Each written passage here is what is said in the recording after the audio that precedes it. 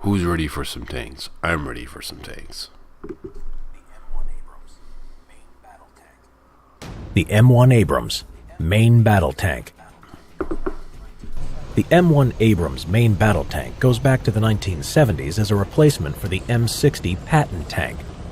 The tank's origins start with the MBT-70, or Main Battle Tank 1970, a project developed by the United States and West Germany that would produce a more maneuverable and cheaper vehicle than the M60. Development of the MBT-70 went over budget, and West Germany withdrew out of the project, while in the United States, Congress had to be convinced to continue the project in a cheaper and more simplified form as the XM803. This was still too pricey, and Congress pulled the plug on the project entirely. However, as the M60 became more obsolete for the needs of the modern battlefield, Congress ignited the XM1 tank program. In June 1973, the Chrysler Corporation and the General Motors Corporation were awarded a contract to each design a prototype for the XM1.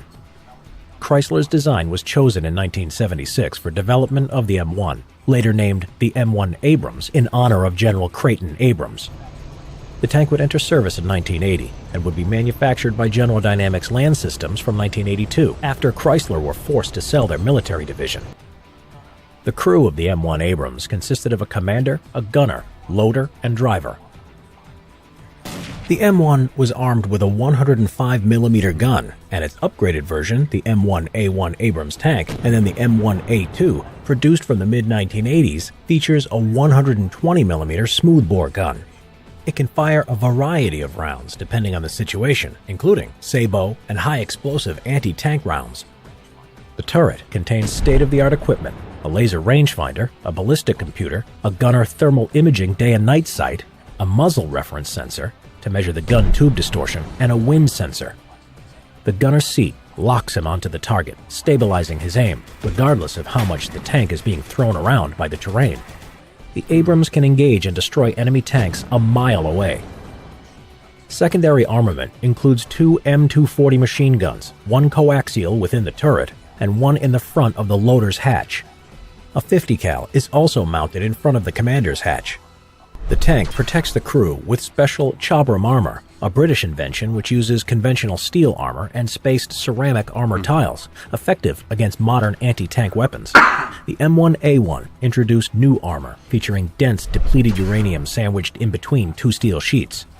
Most of the armor details remain classified, so that tank crew security and survivability is not compromised. Inside, the ammunition is kept in armored storage compartments so that it cannot harm the crew if it is set off. An air filter system also protects the crew from chemical or biological attacks. The tank has a low profile and weighs 60 to 68 short tons depending on the model. The M1 Abrams has great mobility using its gas turbine AGT 1500 engine, which gives the tank a performance of 42 miles per hour or 72 kilometers an hour on the road, or 30 miles per hour or 48 kilometers per hour off-road. In 1991, during Operation Desert Storm, the world recognized the M1 Abrams capabilities. The U.S. military would send troops to Kuwait against the Iraqi troops who had invaded and occupied the country. 2,000 M1A1 Abrams were deployed by the U.S. Army and Marine Corps. By the end of the conflict, they had destroyed 2,600 Iraqi armored vehicles. Not one Abrams tank was destroyed by the enemy. The 9 Abrams tanks that were destroyed were by friendly fire or on purpose by U.S. forces if damaged to prevent their capture. The deadliness and quiet operation of the M1 Abrams tank has earned it such nicknames as the Beast, or Dracula, and the Whispering Death. The Abrams continues its service in the present day by the U.S. military, and we'll see a new version, the M1A3, in the future.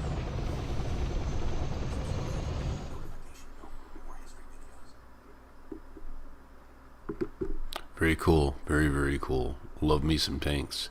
Hey, thanks for watching.